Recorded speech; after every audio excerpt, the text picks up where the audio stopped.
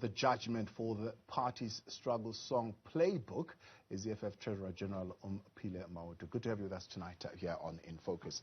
And you've been hearing a lot of reaction and a lot of concern, but let's take one.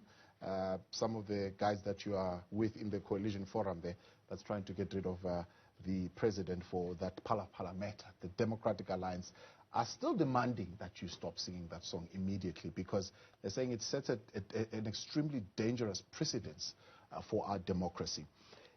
Is there a space, do you think, in our democracy right now for songs, as much as you're saying they're not instructive, but certainly there's an element of persuasion that would advocate for the killing of any particular person? No, thank you very much, Thabo. Good evening to you and the viewers at home. So we come here today very excited. We want to thank the sober judge who handed out the judgment today. We are fighting a system, Thabo. We come from an apartheid system, which was defeated by a political intervention, which is called the political freedom in the country. But we still have a challenge with economic freedom. And it's actually shocking that the AfriForum will take EFF to court to say they feel discriminated against, because we are the ones as black people in this country who should feel discriminated. We stand here today, 28 years into this democracy. The majority of the black people don't own the land. The land is still in the hands of the minority. Now, that is a challenge that they should be coming to the table about. Now, we are not surprised by the stance of the DA. I mean, their history is that history of protecting white supremacy and white privilege and all that. We know what they stand for. They are not shocking us. AfriForum is their friend. They are together in this thing. So we stand on the opposite, on the left side, wanting to emancipate the people of this country. And I mean, the judge was very sober. He started with dismissing them. He was arguing the matter legally. He looked at the law and argued the case. So we're not really worried. But we're saying, your question is, do we have a place in this democracy? Yeah. We don't have a place in this democracy where a majority of black South Africans do not own the land. We are saying that on its own is discrimination. We need to bring an end to the private ownership of land in this country. The state must be the custodian of the land. That's not there. Yeah. And go to minerals and go to water, yeah, and expropriate all those things for the benefit of our people. But does that then mean it's okay for calling, even through a song or a chant, for a killing of a particular race? We want to kill the system. And President Julius Malema expressed that very adequately in court, that here we are fighting the system. When you say kill the Boer, the farmer, is the face of the people who own the land in this country. So we are saying that is an oppressive system. Let us kill this country. But also, Thabo, really, this song was there many, many years ago, even during apartheid. It was even sang. Peter Mugabe sang that song. At the time when we were all agitated, they were agitated. They were very angry. There was a lot of killings happening in the country. There was a lot of brutality from the police, from the state. But no one shot anyone. So why would we kill now? Yeah. We are not stupid. AfriForum must stop thinking that we are irrational beings who will just take guns and shoot at white people. We don't have that in us as Africans, by the way. We've got Ubuntu. That's why they're still here, long after the injustices that they put to our people. So we're saying to them, they must bring back our land. Yeah. They must stop really wasting our time with the courts. The courts must be fighting corruption that is ripping the country. The courts must be fighting the crime of killing of women, killing of children, raping of women, and all those things. The courts must not be used for political reasons. You heard the judge saying today that perhaps this debate should go into political space. Yeah. That's where it belongs. And we agree with the judge. That's where it belongs. AfriForum must stop wasting our time. But AfriForum, they follow us everywhere, but we're not really surprised. So Ernst was speaking to my colleague Stephen Grotes a little bit earlier on, and he feels that his testimony was unfairly treated by this particular judge, including disregarding some of the things that were said by the leader of the economic freedom fighters. I'm not saying that's what he said. That's what he is saying, Julius said. I can't recall. Maybe he did say that. I didn't listen to the entirety of the court case. But he says, Julius said even in court that he would give a command for the slaughtering of white people. No, he didn't say that. Okay. He didn't. He didn't say that. So you're saying that is not true, that the courts disregarded that testimony? No, the court started, if you were listening to the judge, it's a 42-page, it's not that long. So it starts with Roots, who went there proclaiming himself to be an expert. His evidence was dismissed. And then came, I think, Ms. Mela was also there.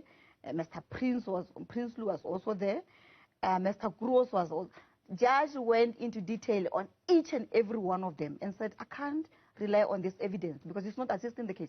I mean, for example, Mr. Prinsloo went there at Thabo and said that there was a burglary, a robbery at his house in 2008.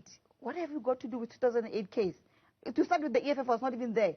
But so you can see that they brought this to themselves. They didn't know what the case was about. That's why they brought a case of 2008 to come and argue a political party that was established in 2013. There's no sense in that. And the judge went into detail, pains to explain the reasons why he is not considering their evidence. And he said, the commander-in-chief and the president, Julius Malema, came here and told us what the EFF stands for and what is so important about this song and the struggle songs in general and the chants and all that. And therefore, I've got no reason not to believe him. Yes. Because all that we are saying is land justice. Yeah. And that's what the judge has captured clearly and adequately. So let's take the conversation a little bit forward then. Are we sitting here denying the persuasive power that is inherent in struggle songs? Because, as you've already mentioned, there is historical memory that is embedded in these songs. So struggle songs are meant to do exactly that, to persuade, to agitate. But we're not saying them literally in the sense that take up guns and shoot. We would have done that. I mean, we can do that. But we are not saying that. All that we are saying is that we are agitating the youth, we're agitating the community, we're agitating South Africans at large to say there is still a problem. It is not yet Uhuru. Yes, we attained political freedom, but economic freedom we have not attained. And this racist AfriForum right-wingers, they are the ones who are owning the economy. That's why they feel so privileged. So we want to tap into that privilege of ownership of the economy of this country. We want to start with the land, Thabo. If they can come to the table, I mean, you should ask them a question that, okay, we are talking about catching feelings when we sing this song. Have we ever said anything about the Palapala saga? Have we ever said anything about the MEC in Limpopo? Have we ever said anything about the killings and abuse of women and the raping of women, the killing of the children? Have we ever said anything about the shootings at the taverns? Have we ever said anything? They have not said anything because that's not where their agenda is. Their agenda is that one of wanting to destroy the EFF because the EFF speaks the truth and the EFF wants to emancipate our people from slavery. So this back and forth between yourself and AfriForum, is it not adding to the divisions in the country? They are the ones. If anything, they followed us, Thabo. I can quote the cases. The case of President and Commissioner Mbuyiseni Ndlozi, Dr. Mbuyiseni Ndlozi, they were dragged there in court in Randburg. The case of Deputy President, which he won earlier this year, that one of Cape Town, it was them. They were there. The case of our SG is them. They are there. Now the case of this song, there's plenty of cases where they follow us everywhere. They are the ones who are dividing the nation. We as Africans were united. And that is their fear, actually, because we are communicating a message of unity, not only in South Africa, by the way, in the whole continent, in Africa. And that is where their fear is, that if that message resonates well with these black people, they are going to unite, and they're going to unite against these forms of oppression and discrimination against by the right-wingers. They've already indicated, of course, that they will be challenging this particular outcome from the Equality Court, maybe taking it to a higher court. You are prepared as the economic freedom fighters to fight it to the highest court? Combat ready. Maybe it should, I think it's the Freedom Front Plus, who are saying it should actually be ventilated in the Constitutional Court. We are combat ready, Thabo. They can take it in. Well, they are within their rights. They stay in South Africa. That's the joy of staying in South Africa as a citizen. You've got the rights. They can take it to anyway. They will appeal High Court, and then they can go to Supreme Court of Appeal. They can end up at Constitutional Court. Their hope is that one way or the other, along the line, they will find a white judge who is going to judge against the EFF. There is no sober judge that is going to say that Dubuli Bunu is song is literally meaning that kill Thabo Mbuli, and therefore that constitutes hate speech and discrimination. No one. It's false hope. They are just hoping for nothing, really. They're just hoping for a miracle that is not going to happen. But we're combat ready. We're ready for them. We've always been ready for them. The AfriForum must not think that we are scared of them. By the way, we've been even singing the song, even during the case. Yeah. Even today in court, we're singing it. Yeah. And we're not scared of them. We will do everything and anything within the law. While we are there, what is then, therefore, your definition of what would constitute hate speech? So hate speech, Thabo, as I said to you, it comes in different forms. But the current system of oppressing black people, that's hate. There's an element of hatred in there. Because why are we not equal? The Constitution is very clear that we seek to achieve an equal society. Are we equal? No, we're not equal. That is hate against black people. Because we are the ones who are marginalized. We are the ones who are oppressed. We are being discriminated against. We don't have the land. We don't have the means of production. We don't own the economy. They're owned by white people. That on its own is morally and ethically and constitutionally wrong.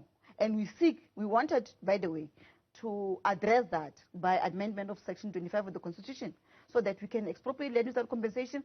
It must be under the state, and then the state can redistribute it as and when it's required. But I'm saying, for as long as those issues are not addressed, that on its own is hatred against black people. Why are they not willing to share? They came here, they killed our people. Yeah. They massacred our people. They took the land, livestock, everything.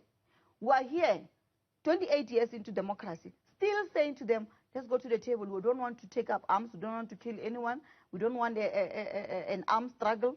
Let's go to the table. Let's go and negotiate on the issue of the land. They are not coming to the party. Yeah. So who hates who? Is them who actually hate us as black people. So if the EFF, for example, can call for the dismantling of apartheid symbols in particular, which I'm sure is what you call for, and you agree with that particular movement, do you call for that while you also in the same voice calling for the retaining of the instruments and tools that were used within the liberation struggle to be maintained? So yes, we call for the dismantlement of anything that seeks to portray apartheid. We call for the fall of the statues. We call for anything that reminds us where we come from. Because we want to build a new and progressive South Africa going forward. We don't want to be reminded about where we come from. We, as the EFF, tabled there in Parliament to say, let's repeal all the apartheid laws. With our 6%, they laughed at us and said, 6% party, we're just talking nonsense. Wait, we don't want those things.